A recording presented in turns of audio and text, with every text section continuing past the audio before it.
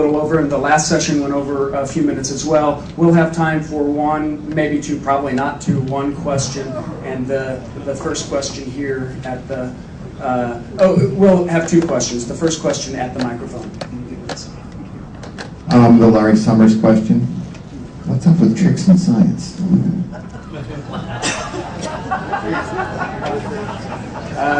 Slightly off topic, nonetheless interesting. Yeah.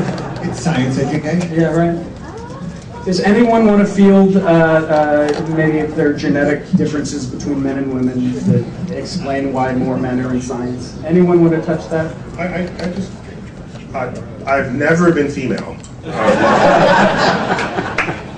but I have been black my whole life, and so let me perhaps offer some insight from that perspective, because there are many similar social issues related to access to equal opportunity that we find in the black community as well as the community of women in a white male-dominated society. And I'll be brief because I want to try to get more questions. When I look at, throughout my life, I've known that I wanted to do astrophysics since I was 9 years old, a first visit to the Hayden Planetarium. I was a little younger than Victor at the time. I was, although he did it before I did. And so I got to see how the world around me reacted to my expression of these ambitions. And all I can say is the fact that I wanted to be a scientist and astrophysicist was hands down the path of most resistance through the forces of nature, forces of society. Anytime I expressed this interest, teachers would say, don't you want to be an athlete? Or don't you want to? I want to become something that was outside of the paradigms of expectation of the people in power.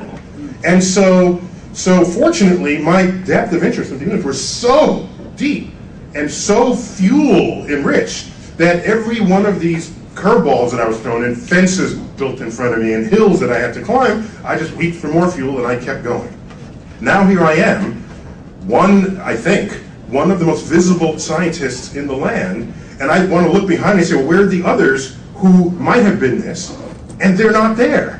And I wonder what is the blood on the tracks that I happened to survive that others did not, simply because of the forces of society that prevented at every turn, to the point where I have security guards following me as I go through department stores, presuming that I'm a thief.